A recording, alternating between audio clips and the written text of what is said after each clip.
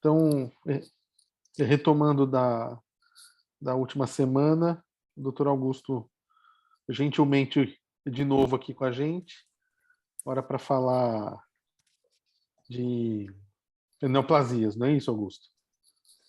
Isso, a gente vai falar um pouco das lesões focais, né? Lesões focais, ótimo. Lesões hepáticas, né? Que aí tem neoplasias e diferenciais, né? Então, vamos lá. Hoje é mais rápido que da semana passada. A gente vai ter esse enfoque mais relacionados a essas questões de lesões, né? Imagens que sugerem neoplasias e daí os diferenciais. Então, vamos lá. Deixa eu achar aqui. Bom, então, primeiro tipo de lesão, que não é uma lesão neoplásica, mas que comumente pode acontecer no diagnóstico diferencial e a gente ser pensado aí por vocês e aí a biópsia vir. E aí a lesão, na verdade, é um processo que a gente chama de processo granulomatoso, uma lesão inflamatória granulomatosa. E aí toda vez que a gente fala na patologia, que vocês receberem um laudo em que coloque um processo inflamatório crônico granulomatoso, essa palavra granulomatosa ela indica que o processo inflamatório ele é específico.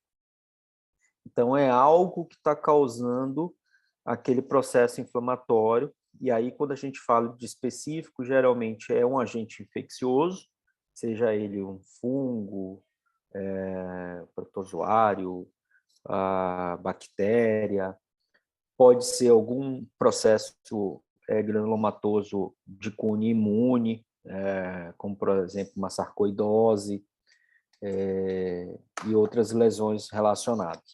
Então, há uma especificidade.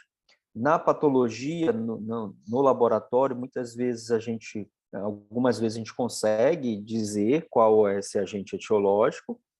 A gente utiliza colorações especiais, na maioria das vezes. Para alguns outros casos, por exemplo, que nem esse que está exemplificado aqui, que a etiologia é por esquistossomose, a gente consegue fazer a sugestão do diagnóstico mesmo sem coloração. Então, depende muito do que a gente está vendo. Se fosse um processo onde eu não encontrasse, né, então um granuloma é isso aqui, né? Todo granuloma ele tem uma celularidade que a gente chama epitelioide, que nada mais é do que macrófagos modificados que ganham esse aspecto que parecem células epiteliais, por isso que a gente chama de epitelioides. E aí no granuloma pode ou não ter células gigantes multinucleadas, que nem esta aqui, tá? Que também é um tipo de macrófago modificado. Então, a célula gigante ela pode ou não estar presente no processo granulomatoso. E aí, geralmente, quando tem célula gigante, essa célula gigante ela está sendo reacional ao agente que está causando. Nesse caso, como é o esquistossoma, na verdade, são os ovos dele, né? E essas estruturas aqui acastanhadas, né? que a gente consegue observar aqui dentro da célula gigante, isso aqui é o ovo de esquistossoma. Aí a gente consegue sugerir. Mas poderia ser um fungo, né? Que pudesse estar aqui, aí a gente utiliza uma coloração especial, que pode ser grocor ou PAS, dependendo do tipo de fungo. Geralmente nos granulomas que tem necrose, né? Então aqui seria um granuloma mais enxuto, que a gente não vê necrose, mas eu poderia ter, deixa eu ver se o próximo, não. A gente poderia ter um granuloma que não fosse necrotizante, que fosse necrotizante, ou seja, que tivesse necrose. E aí é mais comum que seja uma etiologia por micobactéria. Então a gente faz uma coloração de ZIL, né? E aí tenta ver lá o bacilo, e aí a gente relata que a etiologia é por micobactéria. Então, os processos granulomatosos podem, às vezes, fazer diagnóstico diferencial. Sarcoidose, a gente é raro, mas eu já peguei um caso, inclusive o paciente é um colega médico, em que o caso era de uma sarcoidose. Na sarcoidose, já o granuloma, ele é não necrotizante, ele é um granuloma seco, né? E aí a gente tem alguns achados que a gente pode sugerir, né? Geralmente é um diagnóstico de exclusão, né? A gente acaba, mesmo assim, toda vez fazendo as colorações especiais e tenta fechar o diagnóstico como uma forma de exclusão. Bom, entrando mais especificamente nas neoplasias, o fígado, do ponto de vista assim, de origens de neoplasia, ele relativamente ele tem poucas lesões, poucos tipos tipos histológicos de neoplasias. A maioria delas são neoplasias malignas, né? Se a gente colocar essa pizza aqui, tudo que está em vermelho seriam neoplasias malignas, e a gente vê que a maioria são carcinoma hepatocelular, uma menor parte são colangiocarcinoma, a gente vai falar um pouquinho quanto à origem desses dois, e uma minoria seriam lesões benignas, né? Onde o principal é o adenoma hepatocelular. A hiperplasia nodular focal é um tipo de lesão que ali tem uma discussão se é neoplasia ou não é, a gente vai falar também um pouco sobre ela. E aí uma minoria são outras lesões mais raras, que podem também acometer. A gente pode ter lesões mesenquimais, né, que não são epiteliais, com qualquer outro tipo de lesão mesenquimal ou sarcoma, né, originados aqui também no fígado, mas isso é muito raro, né? A maioria são neoplasias epiteliais, são originadas ali do epitélio ou do parênquima ou dos ductos biliares. Bom, então a primeira lesão é uma lesão benigna, né, que é a hiperplasia nodular focal. Isso é um caso que foi um caso nosso, bonitinho, que foi até de congelação, né? A gente fez uma congelação nesse caso. Mas muitas vezes não há essa necessidade, né? Os próprios achados radiológicos às vezes já sugerem que possa se tratar de uma hiperplasia nodular focal. Então, uma hiperplasia nodular focal nada mais é do que, eu falo que é uma cirrose. O que a gente tem aqui é uma área do fígado que forma esse nódulo e cuja alteração histológica é uma cirrose. Então, até sinônimo da lesão é chamada de cirrose focal. Então, histologicamente, o que a gente vê é um fígado nesta região com aspecto cirrótico. Olha aqui, é uma coloração de Masson, que nós vimos na aula passada, e ela demarca a parte de colágeno e aí vai delimitando esses nódulos aqui, então micronodulações. E é bem comum, na verdade faz parte aí dos achados histológicos, essa parte central da lesão, que é nada mais é do que uma cicatriz fibrosa. Quando a gente vai para a histologia, seria essa região central com área de fibrose e é onde tem os vasos. Então, a chamada cicatriz central. Então, uma hiperplasia nodular focal nada mais é do que uma cirrose focal. E aqui eu levanto sempre o questionamento da parte, aquilo que a gente conversou na aula passada, da importância da informação clínica, é que se a gente pega uma biópsia, por exemplo, não foi feito cirúrgica, uma ictséria cirúrgica, mas foi feita uma biópsia dessa lesão, e isso vem para a gente analisar. Se eu não tenho uma informação clínica adequada, por exemplo, me dizendo que aquilo dali é uma lesão nodular no fígado, né, que é uma lesão que tem uma suspeita, pelo menos, de neoplasia, muito provavelmente o diagnóstico que vocês vão receber é de uma cirrose hepática, né? Vão devolver o laudo para vocês como um fígado cirrótico, F4, atividade inflamatória e tal, né? Porque vejam que os achados histológicos idênticos, igualzinho ao que a gente viu quando a gente falava de cirrose. Aqui tem algumas diferenças, porque nessas traves aqui, às vezes a gente não tem o espaço porta, mas isso em biópsia, às vezes é difícil, né? A gente ter essa separação. Então, vale muito aqui a questão do informe clínico. Então, se vem como lesão, a gente vê um aspecto de cirrose, o diagnóstico presuntivo vai ser hiperplasia nodular focal.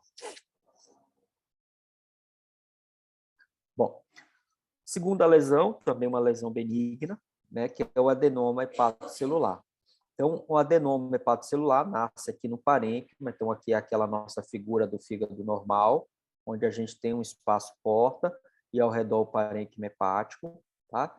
Então, essa lesão ela vai ser originada justamente aqui dos hepatócitos, do parênquima, tá? Então, a proliferação neoplásica, ou seja, clonal, eu tenho uma proliferação, né, onde macroscopicamente se representa por um nódulo, né? Quando a gente olha do ponto de vista da histologia, geralmente esse nódulo ele é encapsulado, então isso aqui, ó, que a gente está vendo é uma coloração de fibra reticulínica que mostra bem essa capa fibrosa que tem ao redor da lesão. E aqui é a lesão propriamente dita, o nódulo.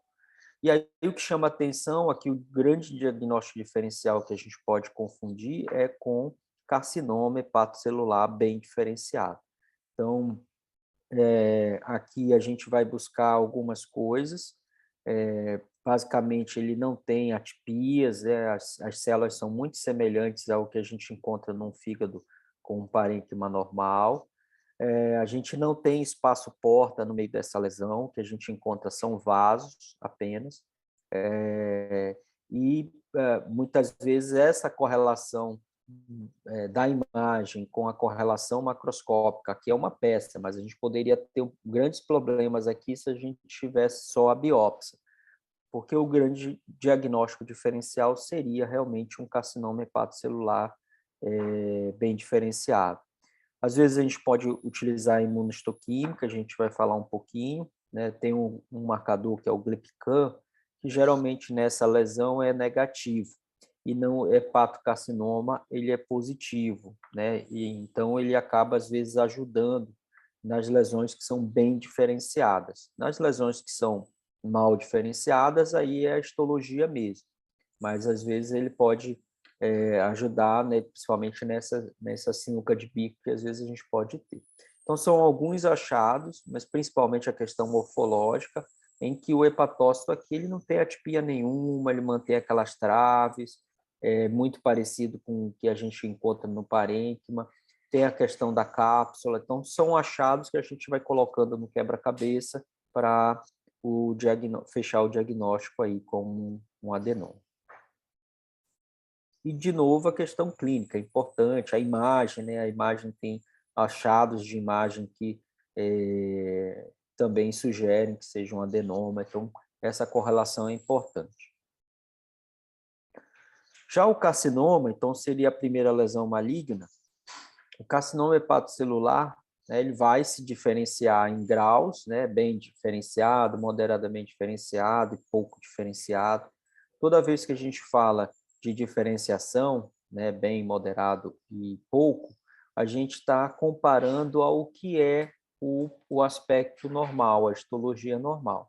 Então, quanto mais ele se parece com a histologia normal, a gente chama de bem diferenciado. Então, se eu tenho um adenocarcinoma, que ele forma muitas glândulas, isso se parece muito com a estrutura normal daquele órgão, a gente chama de bem diferenciado. E o pouco diferenciado é o extremo oposto, então é aquilo que mais se distancia do padrão normal. Então, quando vem um aspecto mais pouco diferenciado, para a gente fechar um diagnóstico de malignidade é muito mais tranquilo.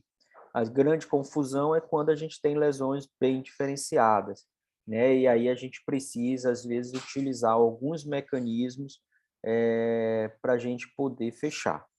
Mas no carcinoma hepatocelular, então, geralmente a lesão ela já não vai ser bem delimitada, como a gente viu no adenoma. Se eu voltar aqui na foto, olha, a questão dela ser bem delimitada em relação ao parênquima normal. Ela já tem essa irregularidade, já tem um aspecto de que vai infiltrando, né? Então, isso é um achado já macroscópico para a malignidade.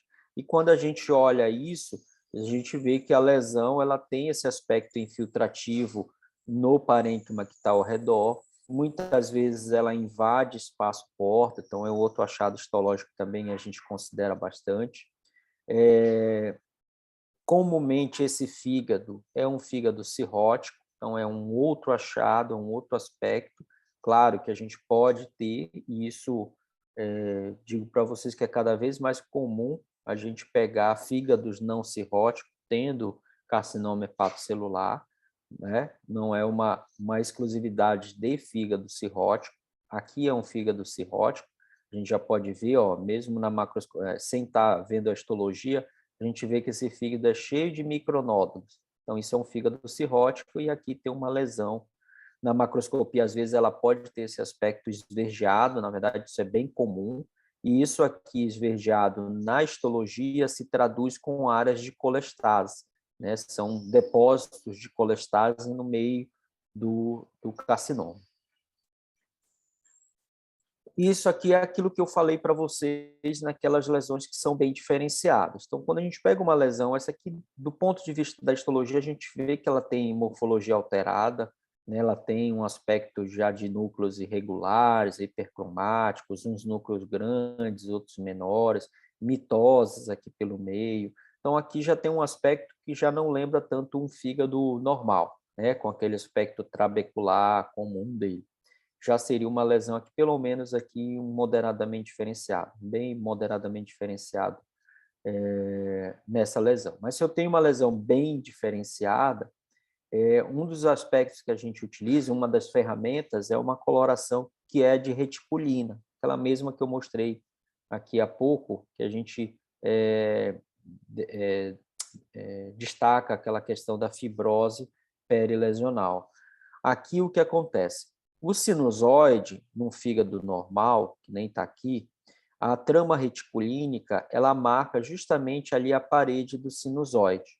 E aí o que está aqui entre cada fibra dessa escura é o hepatócito. Geralmente uma trave de hepatócito, ela é formada por 2 hepatócitos, né? Geralmente é isso que a gente encontra num fígado normal. Então a gente tem aqui 2 hepatócitos formando essas trabéculas aqui de um fígado normal. Quando a gente tem uma lesão maligna, uma lesão neoplásica, há justamente uma proliferação desses hepatócitos e um alargamento dessas traves. E aí a gente vê isso que está aqui embaixo, olha, aqui é uma lesão neoplásica, onde a gente encontra aqui vários hepatócitos sendo delimitado por uma trama reticulínica. E aí o que acontece? O aspecto dessa no microscópio é de que essa trama reticulínica aqui que a gente vê que parece um labirinto, ela vai se perdendo. A gente vai perdendo aquela trama reticulínica, mas que na verdade não é uma perda, é porque os hepatócitos aqui vão proliferando, vão multiplicando. Então eles alargam a trave e aí dá esse aspecto que aqui perdeu a trama reticulínica. Mas geralmente é assim que a gente libera no laudo. Então isso aqui é um achado que nos dá segurança, né, naquelas lesões que são bem diferenciadas. A gente faz uma trama reticulínica, se há perda, né, ou alargamento, a gente acaba utilizando isso como um dos critérios para chamar aquilo de carcinoma hepatocelular. Ó, aqui são outros aspectos do carcinoma. Vejam que aqui eu já começo a ter uma lesão mais indiferenciada, ou seja, ela já começa a não lembrar mais aquele parênquima hepático normal. É muito comum a gente ver esteatose no meio da lesão também. Aqui, colestase, olha, que dá aquele aspecto esverdeado que eu mostrei para vocês lá na macroscopia. Aqui uma mitose atípica, veja, a célula está explodindo. Então, isso não é uma mitose comum, é uma mitose que a gente chama de atípica, anormal, aberrante. Então, são achados que a gente vai compondo aí para dizer que a lesão é maligna. Existe um tipo de carcinoma hepatocelular, um subtipo peculiar, que a gente chama de fibrolamelar. Por que ele é chamado de fibrolamelar? Ele não é ele continua sendo um hepatocarcinoma, um carcinoma hepatocelular, que é a nomenclatura mais comum, usual, né, agora, atual. Esse tipo histológico, ele possui essas bandas aqui de fibrose no meio das células epiteliais, ou seja, no meio da neoplasia. Então, é isso que é o aspecto peculiar desse subtipo histológico. Tá? Um outro achado também comum é a epidemiologia. Geralmente são mulheres, né, e são mulheres jovens. Então, uma lesão de um carcinoma hepatocelular numa mulher e jovem é muito comum, né, esse tipo histológico, né, o que é chamado de fibro lamelar. Então, na verdade, ele não é um tipo diferente, ele é um que possui esse aspecto apenas morfológico e aí ele ganha essa nomenclatura. Eu também. Augusto, tem uma coisa interessante do fibro lamelar. Geralmente a gente vê ele em fígado não cirrótico, paciente. É outro axé. É outra história natural, né? Isso. Então, também assim, a clínica acaba te ajudando aí a dar o diagnóstico, né? Mas diferente do HCC clássico, que aí é mais no cirrótico. E eu ia te perguntar uma coisa, a classificação de Edmonton, ainda usa isso? A gente coloca, às vezes eu costumo colocar, mas lá nada mais é do que aquilo que eu falei, bem moderado ou pouco diferenciado. E pouco diferenciado. A gente dá 1, 2, 3. Isso. Mas traduzindo seria isso. Então, quanto mais diferenciado ou pouco diferenciado, ele vai ser um Edmonton mais maior. Né? Seria um grau 3. Certo. Mas a gente usa, às vezes eu costumo ainda colocar.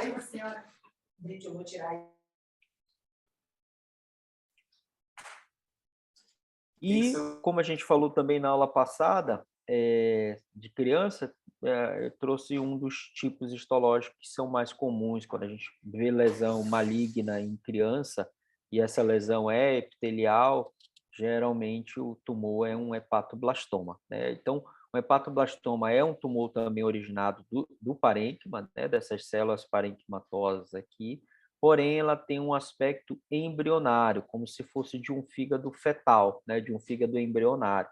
Então, às vezes, vão ter aspectos morfológicos um pouco diferentes. Às vezes, lembra bastante o hepatócito ainda, né? Mesmo que embrionário, mas eu posso ter, às vezes, um aspecto que nem está aqui, que são umas células menores, né? Tipo célula pequena, que lembra até um carcinoma de células pequenas. Então, ele tem essas nuances morfológicas, mas se a gente fizer uma imunohistoquímica aqui, isso vai marcar com EPIPA, né, esses marcadores aí que são de linhagens hepatocitárias. E aí a gente fala um pouquinho de imunohistoquímica, né? Quando a gente fala de patologia oncológica, na aula passada a gente falou sobre patologia inflamatória, lá a imunohistoquímica não tem aplicação, é mais a questão morfológica mesmo, colorações especiais e tal. Mas quando a gente fala de neoplasia, patologia oncológica, uma das ferramentas hoje, assim, uma coisa do dia a dia, fundamental dentro de um laboratório de anatomia patológica é a imunohistoquímica. É muito difícil a gente trabalhar hoje dentro da anatomia patológica sem ter a imunohistoquímica disponível ali para a gente fazer. Né? Hoje é como se fosse uma coloração especial de um laboratório. Então, é fundamental que a gente tenha isso à mão, senão a gente acaba, muitas vezes, fazendo diagnósticos histológicos e tem que mandar um bloco para fora, espera o resultado, demora. Então, aquela nossa correlação acaba ficando bastante prejudicada. E aí a patologia acaba ficando um pouquinho chata quando a gente não tem imunohistoquímica assim à mão, tá? E, então, como é uma técnica, então, geralmente, quando eu falo da imunohistoquímica, eu tento explicar um pouquinho de como é que seria tecnicamente a imunohistoquímica, tá? Voltando aqui para a parte do fígado, existe alguns marcadores que são de linhagem hepatocitária, que foi o que eu falei há pouco. Então, o principal é o EPIPA, né? Então, ele vai marcar os hepatócitos no citoplasma de uma forma granular, dá essa coloração que fica bonito, né? Esse aspecto granular. E um outro marcador é a ginase 1. Né? Então, são os dois principais marcadores que a gente utiliza para dizer que aquela célula ela é de origem hepatocitária. Então, a imuno, claro, ela tem algumas aplicações, eu vou falar um pouquinho mais daqui a pouco, Mas como é que seria do ponto de vista da técnica da imunistoquímica?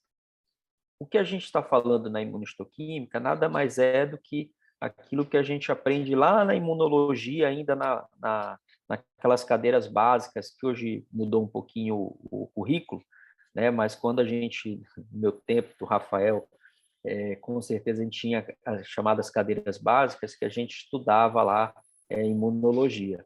E a gente aprendia um conceito chamado que as reações antígenos e anticorpos são reações chave-fechadura, né? Então, para cada antígeno, eu vou ter um anticorpo específico a ele. E é justamente este conceito que se baseia na imunohistoquímica. Então, o que eu vou buscar? Eu vou buscar antígenos que estão ali na célula neoplásica, sejam eles na membrana, no citoplasma, ou na membrana nuclear, ou propriamente mesmo dentro do núcleo. Eu vou buscar antígenos utilizando aqui anticorpos contra esses antígenos. Então, por exemplo, se esse antígeno aqui é um CD20 que eu estou atrás, eu vou pesquisar ele através de um anti-CD20, ou seja, um anticorpo anti-CD20. Se eu estou buscando um CK7, que é um antígeno também de membrana, então eu vou utilizar um anti-CK7. Então, é essa a lógica da imunistoquímica.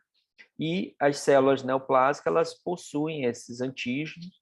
Alguns antígenos são específicos para uma determinada linhagem celular. Como eu falei há pouco aqui, eu dei o exemplo do EpiPA, então é um antígeno de célula hepatocitária. E outros antígenos não, eles podem estar presentes na célula do fígado, na célula do pulmão, do esôfago, ou em qualquer outro órgão. Então, eles não são órgãos específicos, mas eles servem ali para a gente tentar montar um quebra-cabeça. Geralmente, a gente pede um painel. Então, a gente utiliza a ideia do antígeno, a reação antígeno-anticorpo. Então, se eu estou buscando um antígeno, então eu dei um exemplo do CD20, eu uso um anticorpo anti-CD20. Então, se a célula possui o antígeno, esse anticorpo vai se grudar a ele de uma forma específica, tá? A reação acontece. Porém, para eu visualizar essa reação, eu preciso utilizar um chamado anticorpo secundário, que ele vai ser específico ao meu anticorpo primário. Então, se eu tenho aqui um anti-CD20, eu vou ter um anti-CD20. Só que esse anti-CD20, que é o anticorpo secundário, ele vem marcado aqui, né, com um produto, né, uma molécula, onde ela vai ser revelada e vai dar cor. E é essa cor que a gente visualiza no microscópio, né, que é esse complexo aqui de avidina biotina.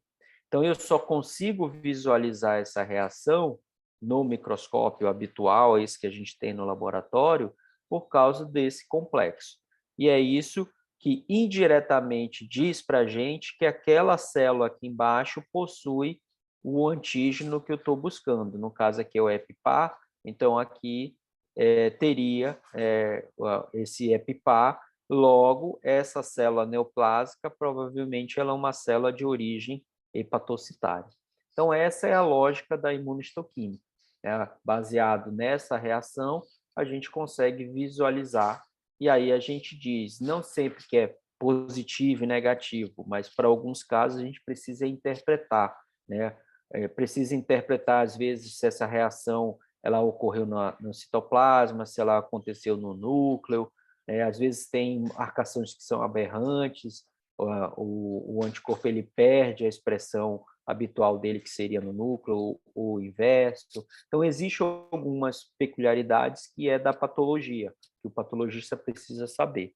Mas, para vocês, do ponto de vista básico, a imunistoquímica seria basicamente isso aqui. E aí, como é que a gente aplica? Eu vou reforçar com eles ainda. Sim, mais uma vez, importante ter a parte clínica, né, quando a gente manda o pedido. Porque você não vai chegar um tecido lá, você vai fazer todos os painéis para saber o que é, né? Então, assim, para você escolher o painel de imuno que e que você vai usar, precisa ter algum direcionamento, né? Isso. A gente precisa ter eu sempre falo assim, na imuno, hoje menos, mas antes a gente tinha muito isso, da pessoa pedir a imunohistoquímica para dizer assim, olha, mas isso é câncer ou não é? A imunohistoquímica é que vai dizer se isso é câncer ou não é? Não, a imunohistoquímica ela tem N utilidades, né? E aí eu preciso ter muito bem a parte morfológica, o HE, essa correlação com a clínica, e ter uma pergunta, né? Isso que você está falando, né? Qual é eu tenho uma lesão no fígado. Essa lesão é primária do fígado ou é uma metástase, né? Então aí a gente vai e monta um painel. Geralmente a gente não utiliza um marcador só. A gente faz um Sim. painel inicial, né? Onde, claro, a morfologia já nos orienta. Olha, ela está com muita cara de ser realmente um CHC. Aí, às vezes, eu posso matar o caso com 1, 2 marcadores. E Mas, cada às vez vezes, é um mais a pouco... gente vai ver a expressão de moléculas específicas para fazer terapia-alvo, né? Então, Isso, que assim, aí seria se uma outra pesquisar se esse utilidade da tumor imuno. tem uma expressão X que vai poder usar a quimioterapia Y. Ou Isso, não, ele não tem, isso, então não vai adiantar usar, né? isso. São terapias alfa. Por exemplo, na mama é muito comum. Na mama não trata hoje carcinoma mamário sem imunohistoquímica, né?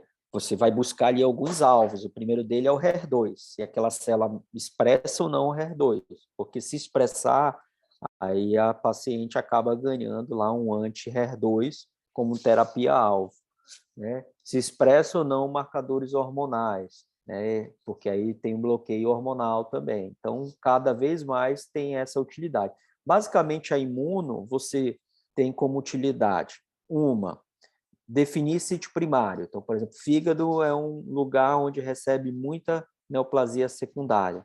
Então, a utilidade da imuno é dizer, não, essa lesão é primária ou é metastática? Beleza, é metastática. De onde? Então, com a imuno acaba ajudando. Sugere que veio do TGI, sugere que veio do pulmão e assim por diante. Uma outra utilidade da imuno às vezes, definir se aquilo é neoplasia ou não. Por exemplo, a gente tem um foco muito pequenininho numa biópsia de próstata, né? Uma glândula que está atípica e tal, mas a gente no HE não consegue definir.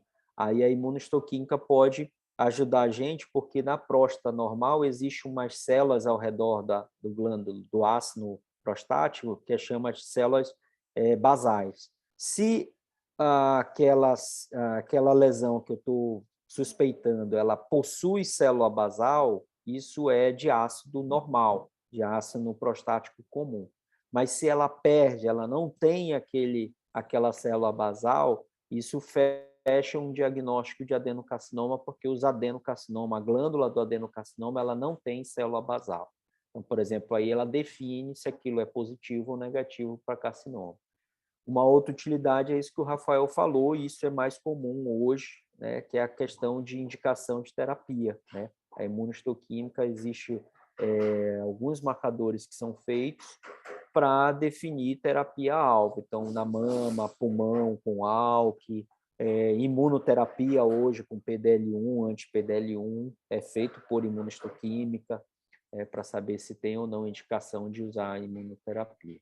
Então, N utilidades aí da imuno que definir classificações, por exemplo, em linfoma, a gente não consegue dizer qual linfoma só no HE. Eu preciso dizer se ele é B ou T, isso é a imuno que vai dizer. Eu preciso dizer se ele é Hodgkin ou não Hodgkin, a imuno também que ajuda, e assim por diante. Então, N aplicações que depende dessa correlação clínica que o Rafael colocou. Eu preciso ter uma pergunta para poder utilizar a imunohistoquímica. Senão, às vezes, eu acabo me complicando. Eu peço 20, 15 marcadores e não consigo definir muita coisa. Você não tem essa correlação da morfologia e a correlação clínica bem ali alinhada. Bom, então, o básico da imuno seria o que a gente colocou, né? Essa coisa de visualizar. E aí, aqui, especificamente no fígado, quando a gente tem as lesões primárias do fígado em um paciente adulto, que seria ou o HCC, um carcinoma hepatocelular, ou um colangio, por exemplo, numa lesão que nem essa aqui, a imuno ajuda. Por quê? Então, como eu falei, o HCC é originado do hepatócito, do parênquima, e o colangiocarcinoma ele é originado do epitélio biliar, que está ali no espaço porta. E a imuno deles é totalmente diferente. Aqui é uma lesão glanduliforme, né, infiltrativa, que já no aspecto morfológico já não sugere que seja HCC, né? Sugere mais que possa ser um colangiocarcinoma. Mas isso aqui também pode ser uma metástase para o fígado, de um adenocarcinoma que veio de outro lugar. Então, aí a imuno vai acabar ajudando.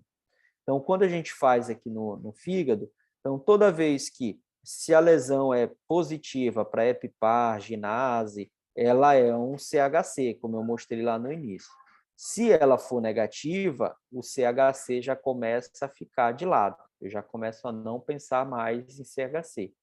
E aí eu tenho que olhar o painel, né, para poder definir, é um colangio? Colangio, vai marcar CK7, CA19,9, CD2 heterogêneo, CEA, mas só que esse tipo de padrão de marcação também pode acontecer em outros adenocarcinomas, principalmente originados do TGI. Né? Então, aqui eu preciso um pouquinho da correlação com a imagem, essa correlação clínica que o Rafael falou, né, de que o paciente já está estadiado, de que ele só tem lesão no fígado, né? Às vezes a gente pede o exame de imagem para a gente poder olhar, e eu vejo lá, não tem nada no pâncreas, não tem nada descrito no rim, não tem nada no pulmão, aí a gente acaba, né, batendo o martelo que aquilo dali é um colangio. Gente, desculpa aí que agora começaram a fazer barulho ali. Está atrapalhando? Não, fica tranquilo. Pode ir. Tá. Acho que não vai demorar muito mais. Bom, e aí é isso aqui, os diferenciais. Para a gente fazer esses diferenciais, eu preciso ter essa correlação. Por quê? Porque a imunohistoquímica do colangiocarcinoma, ela não é uma imunohistoquímica específica dele, tá? Ela sugere ele num contexto clínico favorável. Tá? Se o contexto clínico não for favorável, esse paciente tem lesão em outros órgãos e tal, tem que investigar, tem que fazer uma endoscopia, tem que fazer uma colonoscopia para a gente poder afastar os diferenciais. Tá? Isso aqui é uma imagem que também, se vocês forem olhar, suspeita muito que possa ser uma lesão neoplásica, né? Essa é a principal hipótese. Aí eu sempre falo aqui nessa aula, quando a gente está falando de lesões focais hepáticas, a gente está numa região que é propícia a isso, e aí a gente sempre tem que ter no diagnóstico diferencial outros diagnósticos que não sejam neoplasia. E isso aqui é um caso, né, de uma lesão onde tem esse aspecto aí que parece ser na imagem cisco ou multicístico. Esse é um outro caso de uma paciente, o mesmo caso, é um paciente que eu peguei uma congelação, então eu estava fazendo a congelação lá no centro cirúrgico, essa paciente foi colocada na sala com um diagnóstico presuntivo de ser neoplasia, e aí tinha papocada aí no fígado, tinha lesões em tecido adiposo ali, mesentérico e tal. E aí o que tiraram foi esse pedaço aqui e me deram lá para olhar, né? A gente começa a ver que tem um tecido adiposo ali, e aí nele está cheio dessas bolotinhas aqui, né? Distribuídas aqui randomicamente pelo tecido. E aí eu cortei, quando a gente cortou, observou que a lesão era cística.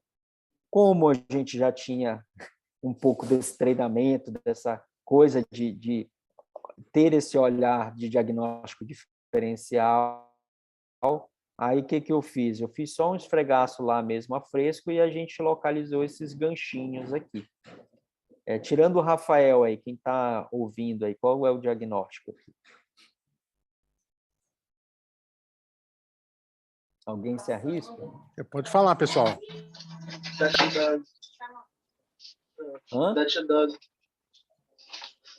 DAT-dose. Isso aí. Esse aí né? já está clássica na aula da doutora Fernanda. Então, é isso aqui, né? O diagnóstico diferencial vem como neoplasia, né? Vai chegar para vocês com suspeita de neoplasia.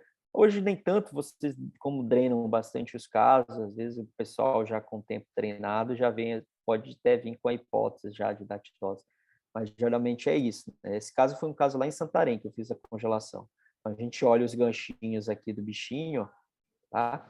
E aí deu para matar o diagnóstico lá no centro cirúrgico mesmo, parou, né? Suspendeu a cirurgia e encaminhou a paciente para o ambulatório para tratar ambulatorialmente, né? No caso dela não era caso cirúrgico, apesar de que a gente sabe hoje, né? O pessoal, vocês aí, a parte da cirurgia, tem alguns casos selecionados que o tratamento hoje aí pode ser cirúrgico. Há um tempo atrás, há uns anos atrás, era contraindicação, assim, você operar, né, fígado de paciente com hidatidose.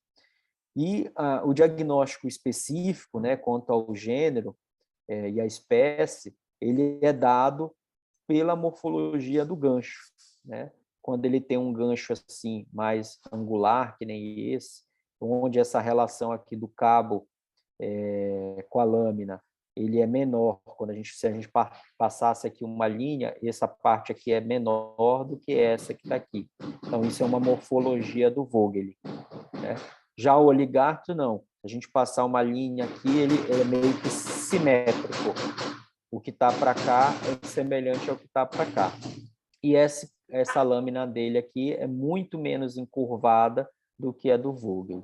Então, esses são os dois tipos de agente específicos que levam à chamada hidatidose policística neotropical, que é a que ocorre aqui na nossa região amazônica, tá? É diferente do agente que ocorre lá no sul. Lá é outro hospedeiro intermediário e é outro agente, lá é o granulosos, tá? O granulosos, a morfologia do gancho é semelhante a essa do Vogel, só que ele é bem menor, ele é pequenininho, tá? Então, esses são os dois agentes comuns Augusto, aqui com etiologias. quem está Pode falar. acostumado a ver, mata fácil o diagnóstico, né? Com a imagem, epidemiologia e tal, a gente consegue. Agora, chega um caso desse em São Paulo, o pessoal Sim. vai ficar louco lá.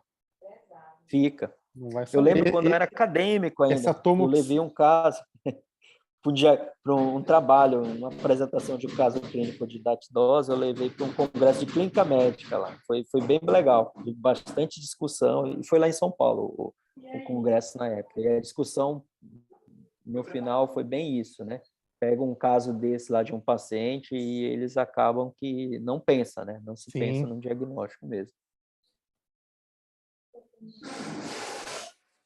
Aqui é um pouquinho mais da histologia. Espera aí, rapidinho. Ó, aqui é um pouquinho mais da histologia. Então, cada vesícula dessa aqui, do ponto de vista da histologia, é isso. Ó. Aqui é a cápsula do cisto. Agora atrapalhou, hein? Parou. Aqui a membrana germinativa. E aí, a partir dessa membrana aqui é que vão gerando esses proteoscólax. Então, dentro de cada cisto desse aqui, dentro do líquido, ficam boiando aqui várias proteoscólax desse. Então, é um proteoscólax desse, então isso aqui é o estado larval dele, que se desenvolve se esse fígado for parar ali no hospedeiro principal, né, que no caso é o cachorro. No cachorro doméstico, no ciclo doméstico, e o cachorro do mato no ciclo silvestre. E aí vira o verme adulto, né, que liberam ovos, e esses ovos que vão contaminar o ser humano, ou então o hospedeiro intermediário na mata, que geralmente é paca e cutia, na nossa região. Né? E aí esses ganchos eles ficam justamente aqui, nessa parte que a gente chama de rostelar. Né? Então são esses ganchozinhos aqui que a gente busca para poder fechar o diagnóstico. E aqui é aquilo que eu falei anteriormente para vocês, é a morfologia do gancho que dá a espécie. Então, o Vogel com esse aspecto bem curvado e essa assimetria do cabo e lâmina. O Oligartus, que ele é é simétrico, né? E ele possui menos encurvamento aqui. E o granulose, que é o que dá aquela lesão unicística, que é comum lá no sul, que está relacionado à cultura lá de ovinos, é parecido com o do Vogel's, só que ele é pequeno, né? Ele é um tamanho bem menor. Muitos casos a gente não consegue detectar isso aqui. Bom, e aí, nesses casos, muitas vezes a gente sugere que o diagnóstico seja equinococose pelo fato de encontrar isso aqui. Isso aqui é chamada membrana laminar, que está bem aqui, ó, nessa capazinha. Ele forma aqui essa membrana laminar. E aí, se esse cisto é muito antigo, isso aqui, a parte do protoescólex e das membranas prolígenas, se perdem. E aí ele se transforma como se fosse apenas um resíduo dele nessa membrana laminar. Quando a gente usa uma coloração especial, que no caso é o PAS, ele dá esse aspecto cerebroide, parece circunvoluções do cérebro. Então, isso aqui é um diagnóstico presuntivo de que trata-se de equinococose, mas eu não consigo fechar o agente etiológico porque eu não tenho aqui os acúleos, os ganchos, né? Isso aqui é o que a gente chama de, às vezes, lesões estéreis, que a gente não tem o bicho. Às vezes acontece em paciente que tratou, né? E aí o cisto ele involui e aí fica apenas com esse aspecto da membrana laminar. É comum, às vezes, a gente encontrar casos que eu só veja isso aqui. E como uma curiosidade, isso aqui é um caso do grupo aqui do Evandro Chagas.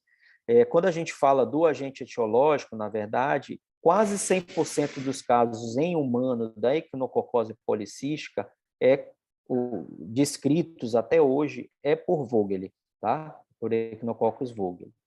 Existe apenas, salvo engano, 6 casos que são descritos por etiologia do Oligarcus, né? E um desses casos foi daqui da nossa região, o grupo lá do Evandro Chagas acabou, era um caso bem diferente, bem peculiar, e aí fechou-se como Oligarcus. E o que a gente... o interessante é porque a lesão era no fígado, tá? Causada pelo Oligarcus. E isso não é comum, porque os outros casos que são descritos de humano causado por Oligarcus são em topografias não hepáticas. Um era no coração, um é em região retroocular, um outro era em peritônio, mas nenhum foi descrito em fígado. Esse caso aqui do grupo lá do Evandro Chagas foi um caso interessante porque a lesão era no fígado mesmo. E era esse caso. E ele tinha um aspecto que as lesões císticas não eram aquelas lesões maiores, grandes, né? Ela tinha esse aspecto assim de um aspecto mais microcístico, né? Que parece até um aspecto do padrão alveolar que tem na Europa desses agentes, né? E aí foi comprovado até por biologia molecular, né, que tratava-se realmente de um Oligarcus lá pela genotipagem que foi feita da lesão. E aí eu acho que é isso. O que a gente tinha para falar era essa parte relacionada à patologia hepática, então, tanto na parte inflamatória da aula passada e agora das lesões focais, e a mensagem final, como eu ressaltei na aula passada, o Rafael falou há pouco, e como mensagem final, é essa questão da correlação, né? Não dá para a gente trabalhar sozinho, a gente precisa ter essa interação, porque senão as nossas verdades aqui, se eu olho apenas por um lado, por um aspecto, acabam não sendo a verdade do todo, né? Então, eu consigo, se eu não monto o quebra-cabeça e pego todas essas informações, essa troca, isso aqui que a gente está fazendo de correlações anátomo-clínicas, de imagem, a gente acaba, às vezes, causando mais malefícios em diagnósticos que vão ser errados. E era isso. Obrigado, Rafa, mais uma vez. Obrigado, Augusto. Muito Obrigada, bom, como doutor. sempre. Bem didático. Excelente, doutor. Obrigado pela aula. conseguiu Eu dar que agradeço. uma revisada boa aí em tudo. Alguém tem alguma dúvida? Quer perguntar alguma coisa? Algum aspecto mais Acho específico? vai ser um assunto que ainda vai ter que ser muito revisado para poder a gente começar a perguntar as coisas. Bom, E aí a gente está à disposição. Tendo os casos, aí a gente discute. A Fernanda falou sobre, às vezes, a gente fazer algumas reuniões. Está começando agora o projeto aí do transplante. E a gente está aí para ajudar, fazer parte mais para do frente, grupo. Augusto, a gente pode ver até uma aula um pouco mais curta, assim, só sobre rejeição Sim, em transplante, né? Acho que ia ser legal. Então é isso. Não vamos tomar mais o seu beleza, tempo gente. aí. Muito obrigado mais uma vez pela a disponibilidade e até a próxima.